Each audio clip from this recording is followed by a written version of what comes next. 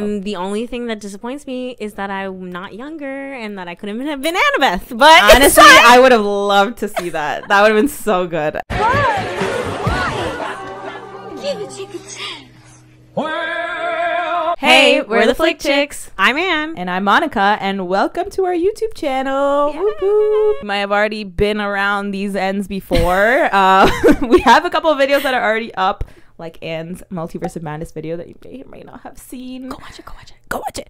Or a few of our video essays, but we are very excited to be bringing you more video content. Or if you're listening to this episode as an audio, then it's business as usual. Yeah, really. glasses. We're trying to do the little podcast thing that the cool podcasters do where they film a video and record it at the same time as an episode. Most of our episodes that we've filmed or recorded so far are all remote. Yes. Fun fact. We're usually in different like cities. We're Yes. going to do some more in-person episodes. Yes. Where you can see our gorgeous faces. You're welcome. You're welcome. And do you want to tell them what we're here to do today? We're going to be talking about what we want to see in the new Disney Plus Percy Jackson series. If you didn't know, there's a Disney Plus series coming, I guess next year or something. And it's like a better adaptation of the Percy Jackson and the Olympians books by Rick Riordan, because he's actually involved. A little history. I grew up on those books, so I'm so excited. I did not. I read the books like recently though. Not all of them. I read the first like 3 books recently, but I do know of it, and I know I've been knowing of it. There has already been an adaptation of Percy Jackson before. The 2 movies starring Logan Lerman. You know what? He did what he had to do, but unfortunately they kind of lost the plot a little bit, literally and figuratively. Yes. I should never watch the second movie. Did they kill Kronos? No, they killed Luke, and I was like, babes. Okay. He's the main antagonist for the entire series. So like, what are we doing? We're gonna be going with the top 10 things we want to see in the PGO series, and it's not up for negotiation. They have to be there. They gotta be there. Obviously, we have faith. So far, the casting decisions are making a lot of people really happy. Yeah, and the people who are not happy, go away. Don't stop.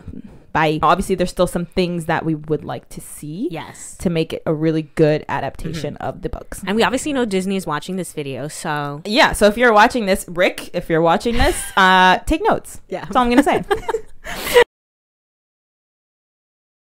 Maybe like a slight spoiler warning, at least for the first 2 books, but they've been out for like 10 years. So the first thing that we want to see is Camp Half-Blood, and we mean the real Camp. The real one, because it was in the first movie, but not really. Like it wasn't. It was brown. It didn't look like camp. It looked like a military ground or something. Like it was not even giving like camp baseline. No, that's what I'm saying. Like Parent Trap, that's what we need. In the books, the cabins are like designed in a way that represents the godparent, the godly parent of the children of the demigod. Poseidon's cabin, which is where Percy is at, is like painted blue, I'm pretty sure, and there's like a big fountain in the middle of it, and honestly I wouldn't mind if they painted the outside too for the film. Like 100%. I feel like with the adaptation, that's the beauty of it, you can like up the visual elements for sure. Right. I want to see a really cool set design, especially that's gonna be, it's a show, so this is where we're gonna be for like a long time. Home base, I guess. Exactly. So even in future seasons, we're still gonna come back to it, so they better set it up properly, really nice, so that we can always come back. I want to be like, when we get back to the place, like, you know what I mean, like after quests and stuff. Right. I didn't remember this, but it was a big deal about some children being treated better because some gods were like more like the top 3, like Zeus, Poseidon, and the point is those cabins were huge and like really nicely made, versus like Hermes was the cabin where all the like leftover kids were at, and I think that'll be actually really interesting to show how much like the gods be wilding, you know, about treating how they treat their kids. So I think showing the distinction too with that will be really interesting. So I want to feel more camp like. It has to feel more like an actual summer camp. They have the little camp t-shirts on, like, and they're also kids, like, and they've managed to convince other people that it's camp, so convince me, please. Like, because on the outside it's supposed to look like a normal camp. So the second thing we want to see is just Percy being Percy. Yes. If you have read the books, you know that Percy is a little sarcastic little king. Yes. He's really sassy, like in the movie they were very much trying to make him like a sad hero who's like, you know, very, which obviously a lot of bad things do happen to him, but like he's a little quippy with his little comebacks and stuff, and like we want to see the personalities really come through. Exactly. Like, don't get it twisted, that man would grab you by the neck and tell you about yourself. Okay. Like I just felt like, yeah, like in the film things were happening at him. He didn't have like a lot of agency, and it'll help because like I said, he's supposed to be 12, a kid, and they actually did cast a kid for it, so like that has to come through when, for sure, when they're doing it. And honestly, I know a lot of people harp on Disney for like cheesy stuff and lines and stuff, but I think that'll play actually really well with Percy Jackson stuff. The show will allow us to spend more time with the characters, for that's sure. definitely gonna help because they're spreading out like one season per book, so I think we'll get a lot more time to see the personality shine, but just really hone in on that because they all do have like really distinct personalities, for sure, especially Percy, because we're gonna be with Percy the whole time. So okay, number three, we want kids who talk and act like kids. This is a big one. There's such a big problem in Hollywood and the movie industry in general and TV industry in general with teen shows where they don't talk like teens. Like it's one thing to cast adults, but it's another thing to write them as adults. Like you could just tell that like it could be an adult story, but they're like, let's just put him in high school. Let's just put him in middle school. Like we want to see shows that are geared towards the target audience they're supposed to be geared towards. This is again a middle grade book series. Don't make them talk like adults. It's still a middle grade series. Yeah, and even though old fans are older, like the people who would have read the books, don't get it twisted. Like don't make it, you don't have to try to bring it to them. No, like we'll appreciate it for what it is. Exactly. Like, also you want to attract like other people. Like it's not just you want new kids to be able to watch this too. Like I like to compare this a little bit to like the Heartstopper series. Like a lot some people who watched it were like, oh, it's like there's some stuff they say that's like cringy, but it's not really cringy. It's literally just how teens talk. And even though the series came out like 5 or so years ago, and a lot of people who like it now are like a little bit older, but they kept that essence of like the teenagerness of it to appeal to teens now who are watching the show. Keep it at the same essence so that people who like the books have that nostalgia feeling to it, and kids now can watch it and relate to it and still like it and be introduced to it. The biggest thing is like they're gonna grow up. Like they're gonna be older. You have the time. Right. Number 4, because this is a show and we're gonna have a lot more time with the characters now, we want to see some more backstories for some of these supporting characters. The book was mostly told from Percy's point of view, and we obviously don't get to see everyone's backstories or feelings. We don't want them to be limited by the fact that this book is from Percy's point of view, but I think this is the chance to explore more of those main characters, especially if you're expecting to go on for multiple seasons. You really need to bring in more of those side character stories and really flesh them out. Like I definitely want to see more of Annabeth and Grover's just lives, like from the book perspective. They're introduced to us from Percy's lens, and that's kind of it. I want to see how Annabeth grew up. Her father is just like mentioned passing, and I know we meet him like a couple times in the book, but not that much. I think that should be way more fleshed out. I don't mind flashbacks, or honestly, even if you had episodes concentrate on people, that would be really interesting too. Like even though Percy is the main character and who probably have a plot in every single episode, you can have some B plots that kind of veer off into like the other characters. And the show, like the book itself is pretty short too. Like it's like only like 200 something pages or something, and I believe, correct me if I'm wrong, the episodes are going to be like 30 minutes long, but 8 episodes. So that's a lot of time, and I feel like they could literally do the book word for word and it might not even fill up that whole time. So this is a lot of opportunity to explore Annabeth's relationship with Luke and how that really like is a gut punch when he turns out, okay, spoiler, to be evil. Like, and I feel like seeing more of those interactions, especially to show how everybody else is already a family and Percy's kind of coming into this new family, but all these other people already have a lot of history, a lot of thoughts, feelings about each other. And we've seen time and time again in a lot of adaptations where people do concentrate on other characters that were especially fan favorites. They'll do that. I think it works, and I think it works great. I think people love it. It makes the story more alive and fleshed out. I think it translates better to the screen too, because you don't want to see the same guy on the screen the entire time. Like it wouldn't make any sense. Number 5, good casting for the gods. Okay, so we haven't gotten any information yet as to who's going to be playing the gods, but if I don't see some famous faces, come on, Disney, I'm gonna be sad. You got that coin. Okay, exactly. Get it, but not like too famous that they wouldn't like be consistent, but still famous. But like good, at yeah, least. Good. But I feel like it'd be weird to have like some unknown people playing the. I feel like this is the chance, especially since the kids are probably all going to be more relatively like newer or unknown, obviously. True. So I think this is the chance to get some like star power. What are we thinking? Okay, obviously the general consensus is that Logan Lerman should play Poseidon. Might say a little hot take here. Yeah. But I think he might still be a little too young. He might. I like the sentiment because obviously it's like a good callback to whatever, but I still think the movie wasn't that long enough ago. Yeah. And it's gonna be a little strange. Like, it'd be cool if he had a cameo. Don't get me wrong. I would like him to be in the show at some point or like have a cameo, but to be in such a like big role, want to separate yourself from the movie a little bit. If he was older, like I said, if it happened like if the movie was maybe 20 years ago instead of like I think it was like 10 years ago, maybe less. I love him, but I think it's too soon. He's only 30. Like he isn't giving father. And like obviously the gods are ageless, like they can come out as any appearance that they want to, so that's not my problem. I think it's just too fresh in the memory. I think it would be weird because then the mom would have to be cast pretty young too, and then it would just like trickle down. Yeah, see how are they gonna the mom has I don't I was thinking like because Annabeth is black now, so maybe like Angela Bassett. That's thinking Regina King, like Angela Bassett though just has that like thing. She just like looks very like stern and like godlike. Not that Regina the King doesn't look like that, but you know what I mean. She could do it too. Has like those very like sharp features, and she's very like stern. So I feel like it would work. Like it don't all have to be like A-list, but like at least a couple here and there. I feel like would be really cool. That would be the way to appeal to the adult. This is like really obscure, but Anika Noni Rose is Ooh, right? Is a Broadway star, babes. And you know Broadway stars can always act. And she's already worked with Disney, obviously. Yeah. Number 6. We want to see a little bit more exploration of the absentee parents because this is obviously a really big theme in the show. Yes. We're following a bunch of kids who all of them like to exist they have to have an absentee parent because they're all demigods, right? So one of their parents is just not there. A little history on family shows. We gotta give our little Flick Chicks history lesson. Nerd. Starting in the 80s, a lot of TV shows, especially family shows, just killed off the moms. Like they were all dead.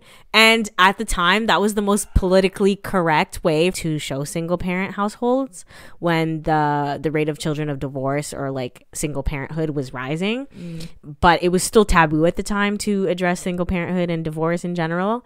And I don't think that's as much the case anymore. This would be the perfect series to really explore that. Like we've talked about, like we want kids to watch the show and like enjoy it. For sure. So the kids growing up who do have single parents, maybe an absentee parent, can really relate to that. That's kind of a theme throughout the entire book, that the gods are kind of bad parents. They suck. They're absent, yet they demand so much from their kids. They affect their kids so much, yet they're barely involved. And I think that would be a really good thing to address. Luke's entire villain arc is because he hates his dad, and the gods. Especially since a lot of them, like some of them have missing dads, some of them have missing moms, so it kind of shows all the different spectrum of that scenarios. Right? And then some of them, their parent like remarried or they have like a normal family, and some of them like Percy, for example, where his mom is kind of like with a deadbeat dusty boyfriend type of thing, and he's like abusive too. So, like, it shows different scenarios. I think that's interesting for kids to see in like in a show like this. Exactly. Number 7, Greek mythology. Honestly, one of the best parts of the books is how much you learn about Greek mythology through it. Like a lot of kids, they say, "Oh, I only know about Greek mythology because I read the Percy Jackson books." So I hope they keep that. I hope they keep like lesson kind of aspect of it, because again, as we're gonna keep saying, this is a kids show. You know, obviously Rick Riordan was like an English and history teacher, so he knows how to bring that education element in. We want to learn, we want to know the backstories, and obviously Percy comes in not knowing anything. I feel like it's perfect place for exposition, because exactly when they're trying to like teach Percy about what's going on. I'm sure there are like engravings, like wood carvings of the gods everywhere, so they could literally like go like Zeus, Poseidon, like why this is coming to mind, but like Ice Age kind of did that. Like, you know what I mean? It's a good way, especially when you're talking about like ancient history. I swear we start the book with him getting attacked at a museum. Like I think that's we kind of just jump into it right away. So I feel like you can play with that too. Teach us some Greek mythology. Like keep that in. Keep it like, you know what I mean? We want to learn. We want to know about everything. We want to keep that essence from the books as well. So number 8, this is a very specific thing that we want to see. We're getting into like more like details and stuff, but the casino scene especially is one that we are very excited for and that we would like to be done well. And obviously other like fun and iconic scenes from the books that maybe didn't even make it into the original movie, but the casino scene is one of the most like iconic ones, I think, and honestly it was one of the best done scenes in the movie. I really like the way they handled the casino scene. If you don't know what we're talking about, which would be weird, but let me just jog your memory a little bit. The three of them get stuck into this like casino in Las Vegas, and it turns out to be like a magical casino, or has some kind of spell on it where you literally lose sense of time, and then they get stuck in there for like 3 days. And I feel like they could do so much with like the visuals and like the cinematography for this. I think would be so cool, which like they kind of did in the movie a little bit. Like it was an interesting scene. I forgot what song they had in the background, but it was like a song. It was Lady Gaga, Poker Face. Yeah, so like they could do something like that, even if they like call back to the movie a little bit. You want to feel like you're losing sense of time, and they're doing all this fun stuff. And I feel like the show could do it so cool. They could kind of leave it on cliffhanger. Like you could have the episode end with where he's like realizing like, wait, it's been 3 days. And credits. And then that'd be so nasty. And obviously we want to see some other fun iconic scenes like the chariot racing, capture the flag, all the other like all the other camp activities that we didn't get to see in the movie. I would say even wait till like third, fourth episode before they even have to go on their quest. So we want to see the camp activities, the fun training, and all that like stuff, do some world building. That's what we're asking, like, especially if you're expecting to go on for multiple seasons. Number 9, personal favorite. This is a good one for you to say, actually. Percabeth. Okay, you know some people call it Percabeth. Woman was too stunned to speak. Sir, I saw this whole TikTok the other day where people are like, no, everyone knows you're supposed to say Percabeth even though it's Percy. Are you what? I could be wrong, but that's what I heard. Anyways, how do you English? It's Percabeth, please. What is his name? Perky? So they're like, even though we know it's wrong, but everyone says Percabeth, and I'm like, that sounds like Percocet, but okay. Percabeth is Percy and Annabeth. Yeah, sorry, it's their ship name. They're they're cute as hell. They're the ones who introduced my love of slow burn. Okay. It's like a multiple books. Oh yeah. Kids. At first, they're really like they have a little animosity. Like she thinks he's kind of stupid. Seaweed brain. Like, she calls him seaweed brain all the time. And he's like, why is she mean to me? That's basically the vibe. Yeah, he's like, she's pretty. Why is she being mean to me? Yeah. In my opinion, I think it was perfectly paced in the book series, and I want them to do the same thing. So I don't want them to do too much. So don't go crazy. Even though I just said I want to see Percabeth, don't give it to me, Don't do too fast. No, I'm not worried because Disney does do slow burns with like other things. Like they're able to do little hints. They're actually notorious for that in like their TV shows. Yeah. I don't want maybe like fans being too eager about it. Like, where's the Percabeth moment? You gotta show like the very small seeds of it starting, where it's like maybe like a longing glance. Maybe like they're on a quest or something. You know that thing that they always do in shows where they're like doing something and then they're like like, you know what I mean? Yes. Like that is all I want to see. Yeah. And nothing more. Don't do it too much. Don't do it. Yeah. I actually think why am I toxic? I think because we all know that Annabeth has a crush on Luke. Like that's pretty evident. Yeah. So I think it'd be great that Annabeth, blinders on, doesn't even see Percy in her peripheral because the angst. Just do it right. You'll be fine. You'll be fine. Just have faith. They'll do it. I think they're gonna definitely at least hint to it a little bit. I think the arc of their relationship in season 1 is just gonna be like, I actually like you now, like as a friend. You're actually. They do start with a little like she's a little like, so stupid, you're so dumb, seaweed brain. But then at the end they're like, you know what? You saved my life. I saved yours. Like, it's we cool. All right now. We good. Number 10 and our final point. Actually, this all makes sense because the number 9 was something that Anne was really passionate about. Number 10 is something I'm passionate about. Yeah. In general, but I think that if you want to make this a good adaptation, don't be afraid to change things that need to be changed. Even for like a really beloved book series, like I know it's tempting to want to take as much of it as possible, but a truly good adaptation doesn't just like take the book and hit copy paste. Like a really good adaptation will tweak a few things to make it translate better into like a visual medium, for sure.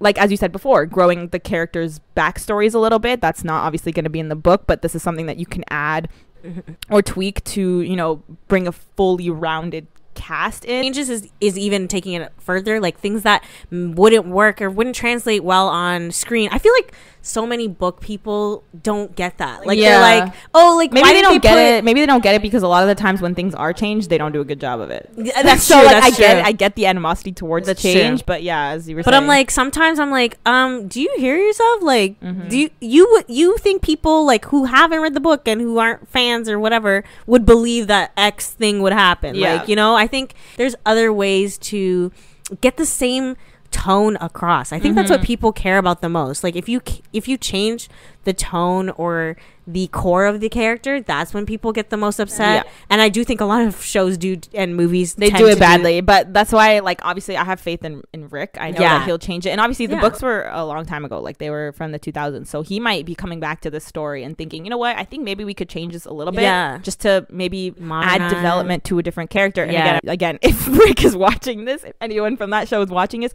don't be afraid to change things if you really feel like it would translate better. Don't think that you have to go everything word for word just because you want to please the fans, especially after like a lackluster movie adaptation. Don't be afraid, because again, now you have more time, you have more scope. It's a show. I feel like also you kind of have the luxury of being able to fix things as you go with the show rather than like a movie. With the show, you really can get fan feedback pretty well and adjust as it goes, especially like in further seasons and stuff like that. So I think just go for it. Like they've already been making changes, like literally in the casting, which, you know, is fine, but some people are not happy about it, but it's gonna be awesome. So it's like, I like the way they responded to it though, where they kind of, where, you know, obviously there was a little bit of backlash, stupid backlash though, for Annabeth's casting, because obviously she was like in the books and stuff, she's like a blonde white girl, and they casted a black actress for it. But I like the way they're responding to the backlash, basically being like, this is our show,